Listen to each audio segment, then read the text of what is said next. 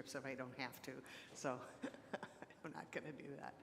Okay, so first of all, I wanted to start out and say, in a galaxy far, far away, and I know I'm going to cry because my honey is leaving me on Tuesday. And honestly, I have been verklempt all weekend because he's leaving for 6 weeks. Really, the backstory of that is that through some connections that he had, he was extended this opportunity for a short-term interim, basically supply at the American Church in Berlin. Thank you. I have one in my pocket here. Thanks, Carol. It's been kind of up and down, up and down. We knew it was coming, but we weren't sure when and all that kind of stuff. And so he will be going Tuesday, starts on the 1st, or the 2nd, preaching on the 2nd. Unfortunately, I don't think they have a live stream, or we could all get up at 3 o'clock in the morning and watch him do church, you know. But Roger, get on that when you get there. Historical church building is beautiful, a wonderful parsonage that they will have for him. With 3 bedrooms, so any of you who want to come visit us while we're in Berlin. He will be coming back for my last Sunday on the 20th because he had already promised me he would preach on that day.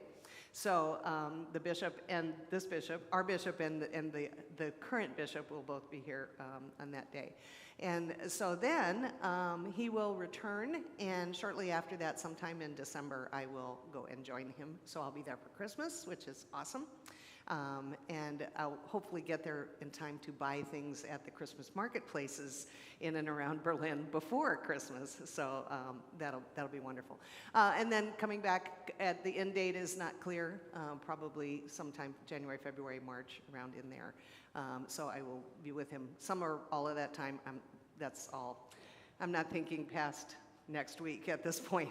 He is, but he has to do that. So anyway, So what I wanted to do today was to kind of sort of share some thoughts about Advent, and I have to tell you, this is the hardest sermon I ever preached. This isn't a sermon, but trying to put together my thoughts, trying to figure out what it is I wanted to share with you. For 32 years, Terry says, are you going to talk about, Katie being your first baptism? Katie Pacino was my our very first baptism. Pastor Gishan had it on the record before we even got here. It was on the schedule. So that was the first one we did. And then the other significant baptism was Rachel Goodwin, who we did in Lent. And you probably heard me talking about this. Then we found out that you're not supposed to baptize during Lent. What do we know? We keep saying, hey, it's our first call. Even after 33 years, folks, it's my first call. So, sometimes you just step in it until somebody says, I don't think you're supposed to do that. It's like, ooh. Okay, and so anyway, so it's kind of going through from event to event to event, or trend or wave or whatever. I thought that this is going to put people to sleep, and they will never get home in time for kickoff. So what I really wanted to do was really kind of talk about the first 30 years were, from 1990 to 2020, were really the time of this church coming of age. When we came in 1990, there were 345 members. Most of the community were nuclear families, and the median age was 32. Half of the congregation was under 18. And if you think about that, those of you who look like me or are looking closer and closer to like me, that's who we were. Our kids were little.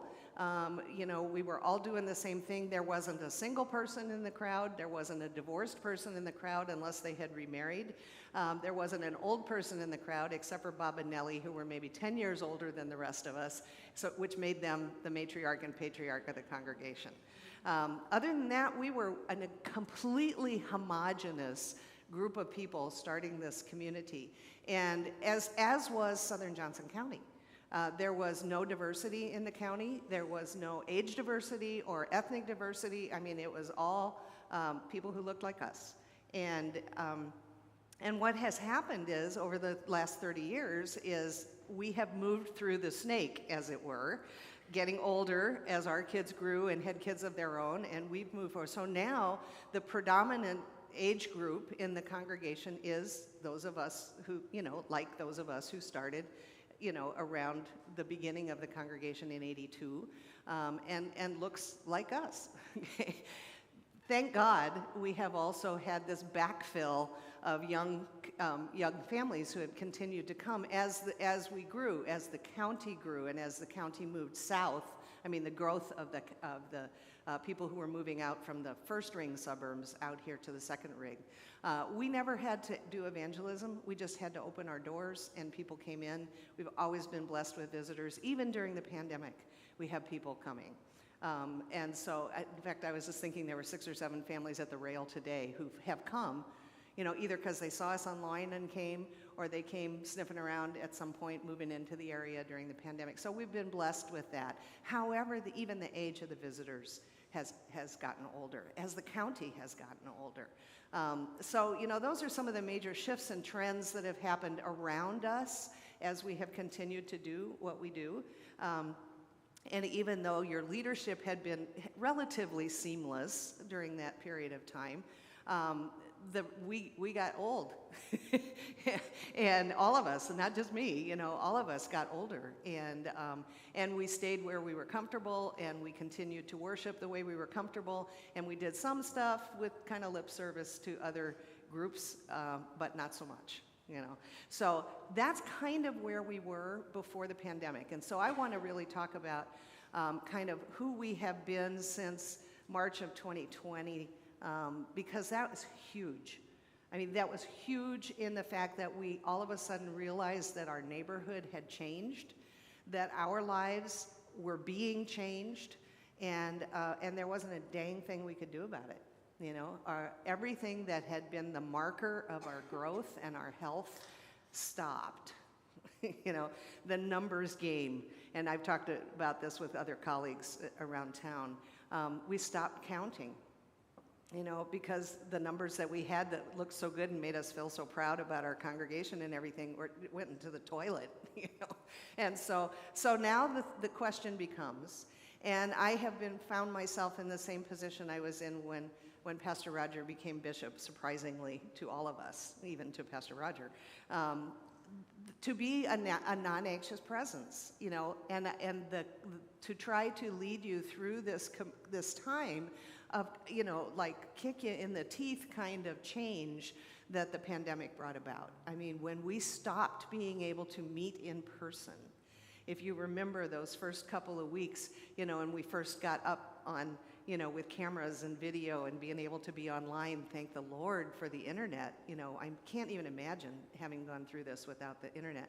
But I remember we had the virtual coffee hours, and we had, you know, tens of people who sat in the narthex just to see their friends on camera and see that they were okay and see that they were still alive and say, you know, what's going on with you? How are you faring? You know, when do you go to the grocery store? And, you know, stuff like that we never had to even think about before. So these last couple of years have been me just trying to walk with you and provide for you some kind of stability in a place where there is no stability. And it's hard for us now because of the previous administration. Politically, we are unstable. Religiously, we are unstable. You know, familially, in some areas, we are unstable because of the aging and the passing of parents and the need for caring for our parents. We're all doing it at the same time, you know, because look around the room. You know, we got a couple of young families, praise the Lord for the Vollertsons. You know, we have a couple of young families who've come in and gotten involved and been vibrant in there, but most of us are still us, you know, the ones who've been here for a very long time. So this is where we are, and that's where I wanted to begin. I wanted to start where we are. We had been trying to get you ready for this transition, and apparently even the idea of transitioning was confusing. You know, what are we transitioning from? And this was before I announced my retirement. We are transitioning out of being in a pandemic and trying to respond to the needs of our community faithfully in a pandemic and with the restrictions of the pandemic, knowing that there was no way we were going to please everybody with what we did and the choices that we made, and just doing what we could as faithfully and honestly as we could. But when we're asking questions like, who are we?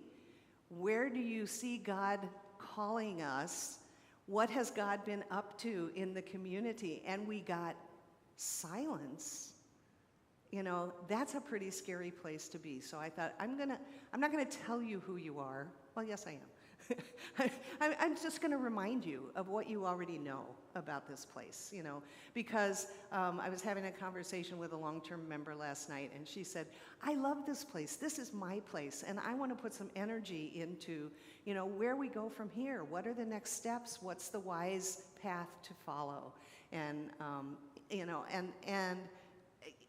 there is always the hope of being the people of Advent.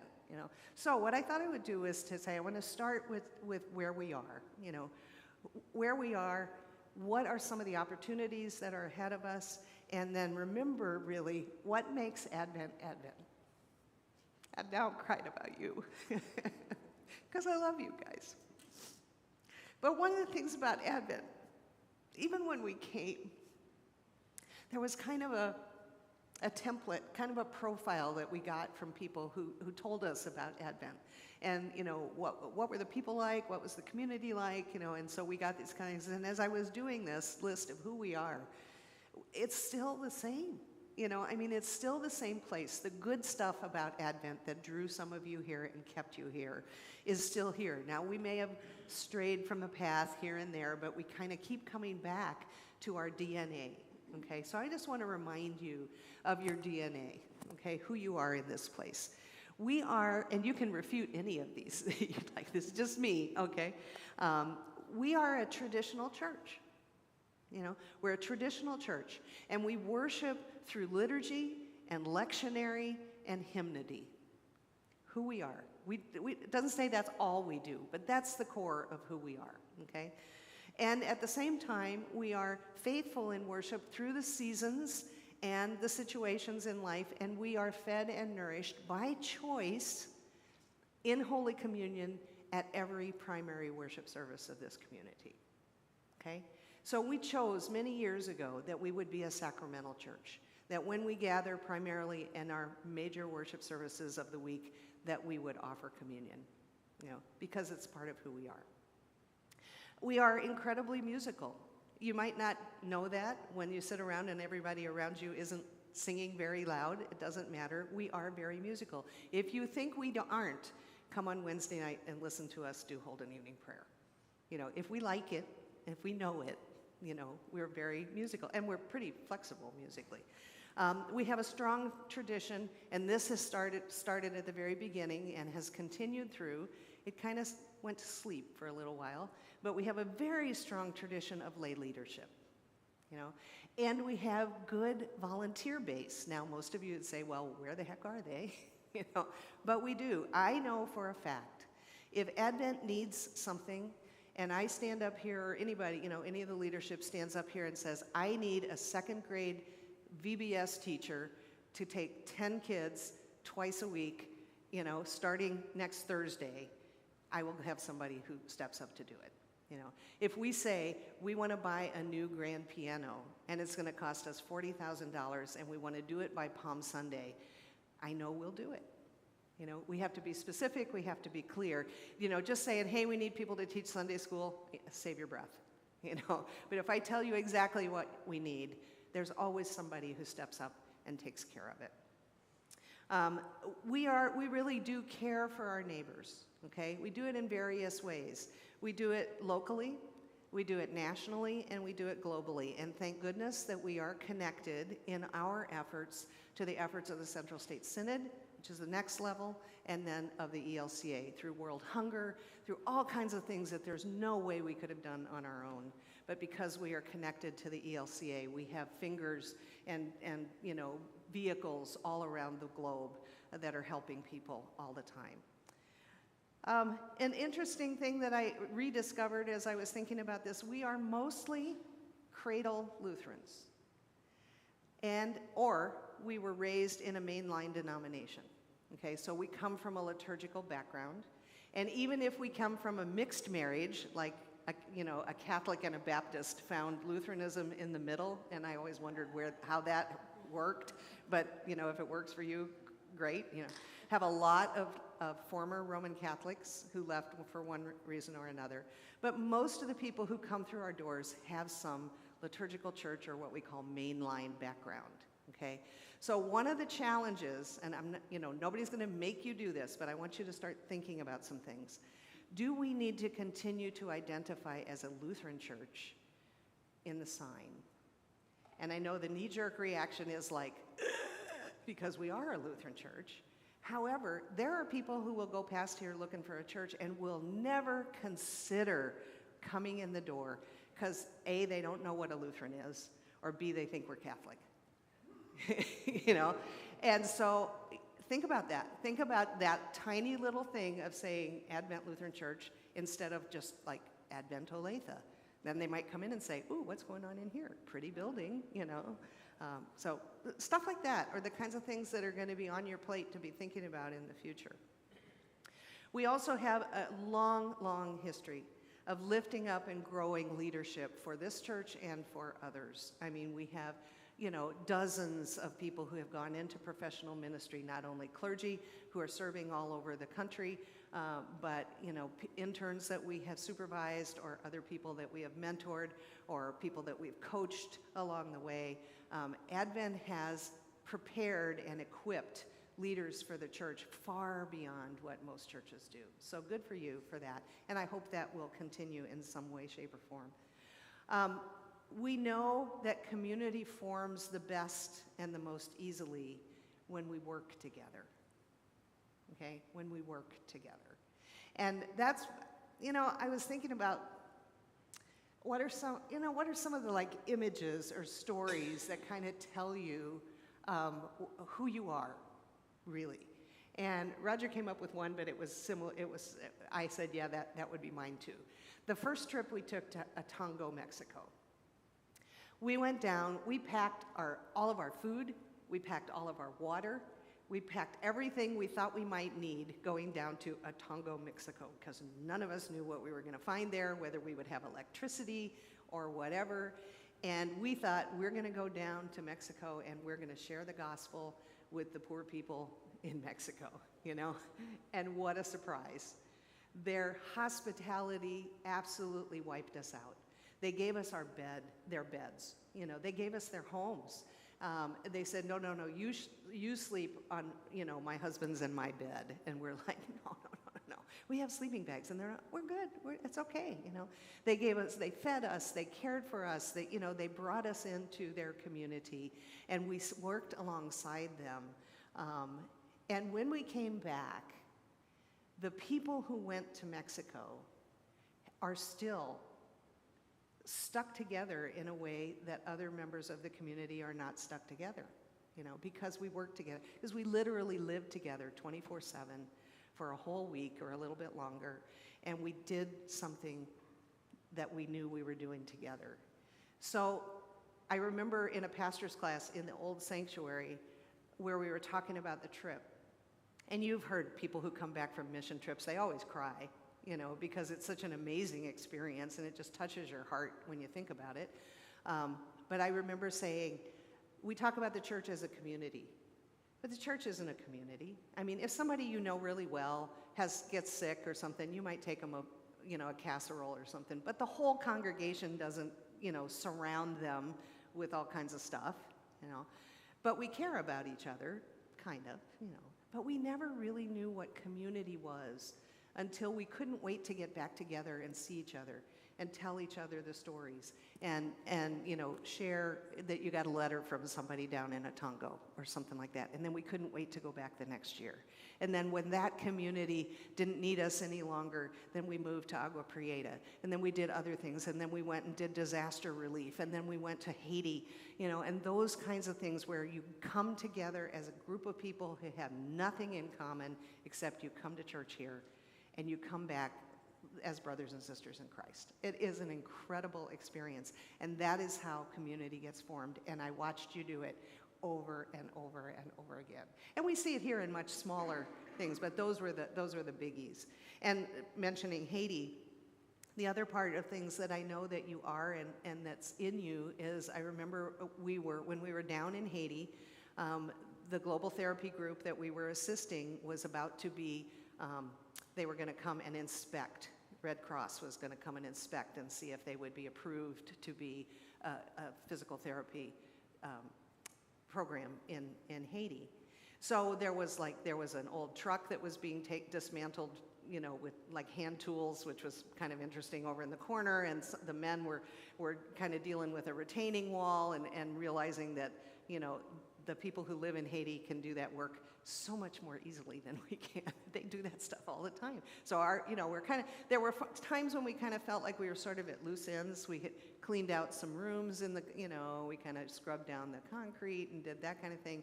And then I realized that the 3 young ladies who were with us were out, in the gathering area, which was like dirt and gravel, as I recall, and there were some trees, and there was an area where they thought they were going to put a bench or something so that the people who were coming for therapy, which, by the way, they would come on the day. It didn't matter what time their appointment was. They would just come first thing in the morning and sit there all day until somebody could see them, because that was the big event for the day, But so this area where was the seating area, the 3 teens, or maybe they were a little older in our group, who really couldn't find anything else to do because all the old women were saying, yeah, no, we got this, go ahead. We're creating this amazing mosaic of a sunburst out of rocks. And by the end of the time, every one of us was sitting around on our bottoms on the edges of this thing, putting rocks into the starburst. And I thought, it doesn't matter what you do, when you do it together, it makes something amazing and something beautiful. It doesn't have to be, taking down a truck or rebuilding a wall or even erecting a building or mucking out a house. Make something beautiful with what you got, And you guys do that really, really well. And then finally, the thing just a couple of weeks ago when we had the Give Hope Africa pictures in the window, and that's the thing that we started with Children International, where we sponsored over 100 kids in the Dominican Republic. Now we've sponsored almost 75 kids in Africa. And so, that kind of thing, we're not really doing that together like we're working together and everything, but I guarantee you, if that continues and grows, Pastor Anthony will take a group of you to meet the children that you have sponsored. And I'll be with you on that one, So, those are the kinds of things, those are the kinds of memories I take forward, because they're memories about what we've done together and how it's worked that we do God's work with our hands. Sorry. So, here's what I know for certain. The Spirit of God is in this place. Always has been, and I think it always will be. Especially now, I think the people who are coming in the doors really want to know more about Jesus than they do about the church. I don't think they care about the church. I don't think they care about religion, but I think they know that they need something greater, So we need to learn how to talk about Jesus. We need to learn how to talk about God in our lives when we're out in the world, and then bring people in so that they can experience the Spirit of God in this place. Whether it's singing hymns with the organ, or whether it's a guitar and the kids choir, or whatever it is, how can you get people to connect to that Spirit and that feeling of God? I know for certain that there's power in prayer. And I bet there's not a person in this room who hasn't felt that at some point or another. And then I also know there is never going to be a lack of confronting bad theology, which I've said that for a million years in my teaching. My primary deal is to get out of the culture and to confront bad theology. And part of that is what the young people are looking for, is a place that isn't going to tell them what to think about, gays and lesbians or racism or anything like that. They don't want to know what to think about that. They're way ahead of us. I got to tell you, the young people are way ahead of us on that. They want to know Jesus, okay? So that makes your job so much easier. You don't have to debate politics. You don't have to talk about what's so great about the Lutheran Church. You don't have to do any of that. You just have to bring them and get them to meet the Jesus that you know, the God that is present in your life. That's all you have to do. Easy peasy, right? And then God is faithful, and this is God's church. So, when we first started the pandemic, there were so many God winks that came through, and one of them was that just before the pandemic shut down, we had done a council retreat. And many of you have heard me talk about this in sermons, but we did a council retreat on a book that Roger had serendipitously given me for Christmas. You know, and I thought, oh, this is a good book. We should probably use this for a council retreat, you know, called Canoeing the Mountains. And it was a story of Lewis and Clark. And we had used that as a devotion in the retreat with the council. And the image of that that's so powerful is they were, you know, they'd been going from the, you know, up the Mississippi to the headwaters, and everything had been, you know, up, you know, and they got to the headwaters of the Mississippi. And the next morning, I don't remember if it was Lewis or Clark, came and was looking, expecting that when he got over the hillside, he would see the river gently going down to the Pacific Ocean. And so they would just crest this hill at the headwaters, they would get into another river, and they would, you know, slide down to the Pacific. Well, guess what they saw instead? The Rocky Mountains, you know. And somebody said, we're gonna need a bigger boat. No, that was a different story. You know, but the idea was, what do we do? Do we turn around and go back? Do we try to recreate, you know, do we try to dig a river so we can get to the Pacific? We can't do that. What are we gonna do? We gotta get rid of the people who paddle. We gotta get rid of the canoes. We gotta buy horses and pack animals, and we gotta get people who know how to navigate the mountains if we're gonna go forward and try to find the Northwest Passage, okay? Hello, church. That's exactly where we are. And so the council, your council has done an amazing job, I think, of leading us with some sense of, you know, obeying tradition, but also looking to the future, because you guys now really are the future. You're the foundation on which the future is going to happen. And you can choose whether you're going to just, you know, go backwards and go back down the river to where you started, or are you going to try to go over the mountain and figure out how to do that? You know, because it's not going to be the same, you know. But God is faithful, and this is God's church. So, you know, we have amazing, as I said, the council they're amazing people. They have a good heart. They are faithful. They are listening to what God is saying and trying to figure that out. And Pastor Anthony, I have every confidence in him and his leadership. So it's, you know, it's kind of time to move on. And it's kind of time to think about ugly, horrible, changing things that are going to happen. You know, we have already started conversation, although I don't think anything's going to have to happen with this, about the building. You know, do we need this building? You know, what, and I'm not saying to get rid of it. I'm just saying, do we need this building? Do we need to have Sunday school if we only have a handful of kids who are here for Sunday school? Not to say we are not completely committed to doing youth ministry and to answering and fulfilling the needs of our young people. But who are we now? Are we still a young family growing church, you know, with a whole bunch of kids coming out of here? Or are we an aging and discovering kind of church that really has not done a whole lot outside these doors except for special project kind of stuff? You know, who are we? Who are we on this corner? We have a great corner. We have a great building. We have great people. And God is here. What more could you want? You know, I mean, seriously, folks, what more could you want? So, I did do some fast and dirty because I am, you know, I did come up through the 80s and 90s in seminary where everything was about figures and numbers. And as I said, we started with 345. We topped out in about 2008 at 1630, which was 600 more than we expected when we envisioned this building. This building was supposed to top out at 1,000, a community of 1,000, and we went, you know, half again past it. So now, where are we? And, you know, I've hedged that question. A couple of people have asked me. It's very difficult to say, simply because if you have contributed, I know you're in, okay? If you have been here in person, I know you're in. But if you've watched virtually since the pandemic shutdown and haven't contributed, I have no clue that you're in. unless you've said, hi, I'm here on Sunday morning on the scroll, which most of those, we know who they are.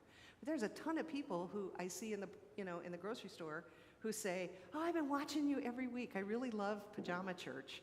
And I'm like, I had no idea. I thought you were gone, So it's those gone people, which I think we will know better in the coming weeks, who's in and who's out.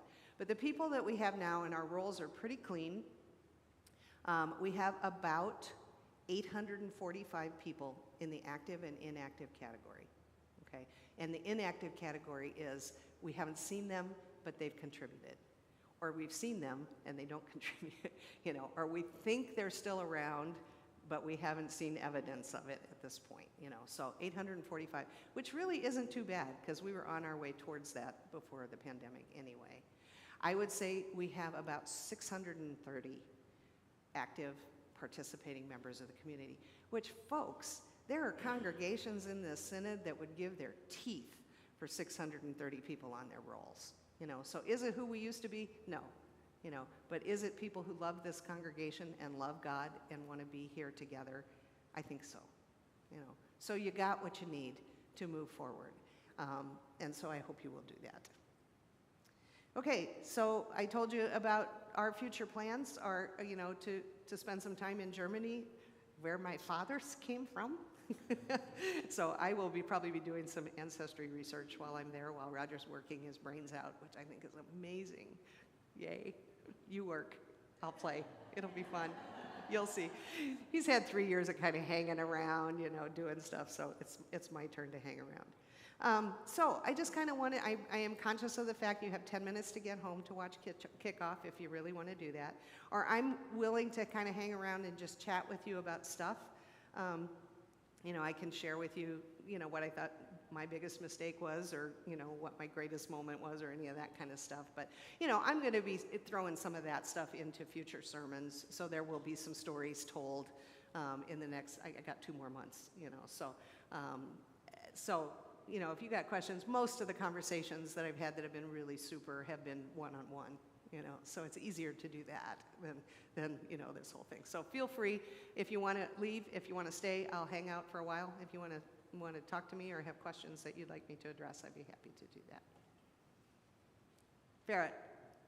After we transition to new leadership, are you and Roger going to follow the Lutheran taboo of never showing up at this congregation being members and go somewhere else? Well, we're going to be in Berlin for a while.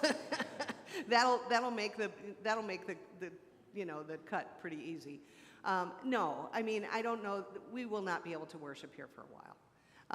But we have a grandchild in the preschool, so I'm going to be around the building picking up and dropping off, and as will Roger. It is not appropriate for us to be worshiping members of this community under whatever clergy leadership is here. And I wouldn't want me in the congregation. I mean, I'm sitting here this morning with Roger thinking, somebody turn on the microphone, somebody forgot, or it's like, if somebody forgot to light a candle or one of them went out, God forbid, I'd be sitting here thinking about who can go get a candle lighter and do that, so I need a break. So, but I don't think that there's ever a forever, so you'll see me. We live here, so. Jen. I probably could be arranged. The biggest thing is, Anthony, I'm assuming, if Anthony stays on, we just have to check with him. And I think, he's not going to care. It's more the continuous presence here that could, I know just when I'm in a room, the conversation changes, So he needs to have a chance to spread his wings and let you encounter the amazingness of him doing something that we've never asked him to do before. There was one question about, can he handle this, that, or the other thing? And I'm like, well, it'll be fun to find out. Just like it was when you got a fresh out of seminary husband and wife team, who had been booted from another call process because even though they said they wanted to interview a clergy team, they didn't like us because I was a female, and Roger was divorced, and it was like, so they didn't even interview us. Yeah. And then you guys came, and they were like, well, the only problem here is you guys came from California. I get that. So, take a chance and find out what God can do, when there's love and commitment, in a community. Yeah. Oh, Lord. That would take the rest of the week, First of all, how's Gus doing? Good. Okay. No, I think the thing in seminary, they don't teach you about church administration. They don't teach you about budgets. They don't teach you about stuff like that. They teach you about preaching and teaching and pastoral care. And that's the basis and foundation of every call to every pastor. I don't care if they're senior or junior or, youth or whatever. The primary focus of a call to a clergy person is that they will come and they will preach and administer word and sacrament ministry. They will teach and they will take care of you. I would say care of souls is kind of the language we use. And that's, and I think what they didn't teach me too was you're supposed to preach and teach and take care of souls, and that's the end. Don't do anything else. You don't need to do anything else. Boy, did I not hear that. So, what else?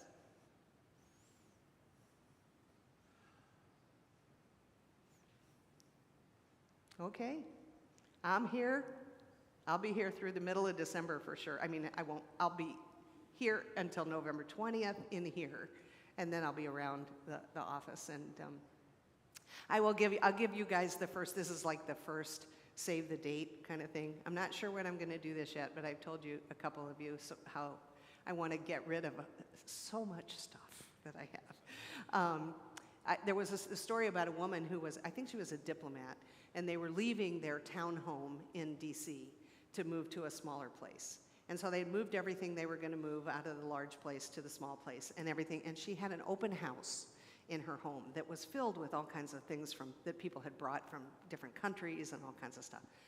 And so she invited people to come over and gave them a glass of champagne when they walked in the door. I'm not sure I'm going to do that, but anyway. She invited them into the house.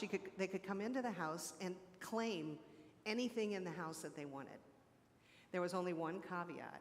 They had to bring it to her before they left the house, or tell her, I'm going to pick up that Schiffer robe or whatever, But they had to bring it to her and say, this is what I've chosen from your office, and hear the story.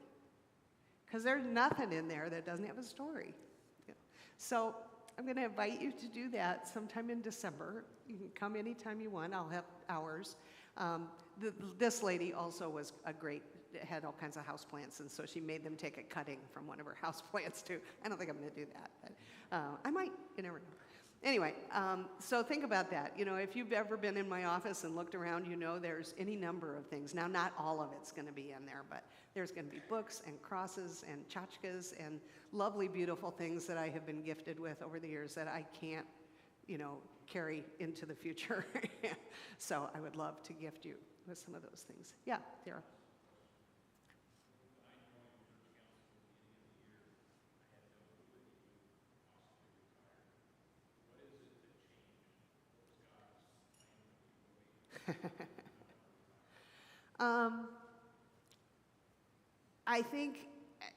I hate to say this out loud, but I really think this is it.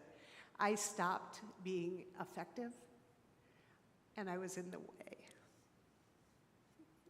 I could see, that it was, when I'm in the room, the conversation changes, and people look to me for answers and stuff. I've been doing it for a long time, But what happened, what was happening, and I especially saw it in the pandemic, that just magnified everything that was already going on.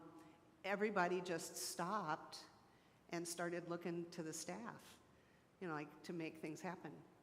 And then there was a lot of griping about, how come we don't have an 8:30 service anymore? Why don't we have a Thursday service anymore? And, why don't we have this and why don't we have that? And I'm like, we got 4 people here, trying to run this building and do, and the idea that I really couldn't do anything to move us forward, I kind of shot my wad already, and just, that there were just too many things coming through my office. And please don't do that to the next person. Don't let them do that. Don't let them clean the coffee pots. Don't let them vacuum the floor.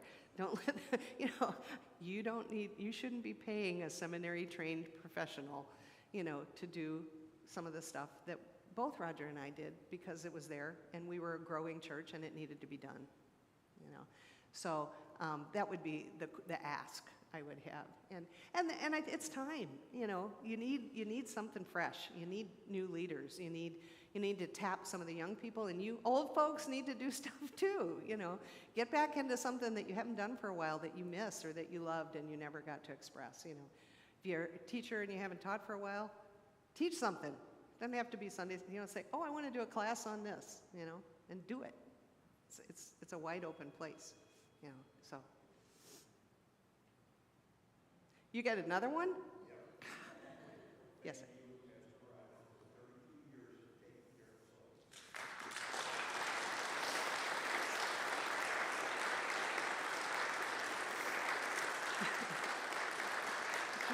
You will always be with us. And Jim Farrett, I'm going to leave his advice to all of you, and that is, I used to stand by the door before I would come in, and he would always come up to me at the door right before I was ready to walk into the church and say, "Are you preaching today?" And I'd say, "Yeah." And he'd say, "Don't screw up." So there it is, folks. No pressure, but if you listen to God and if you care about one another, everything's going to be just fine. Okay? Thanks. I'll see you.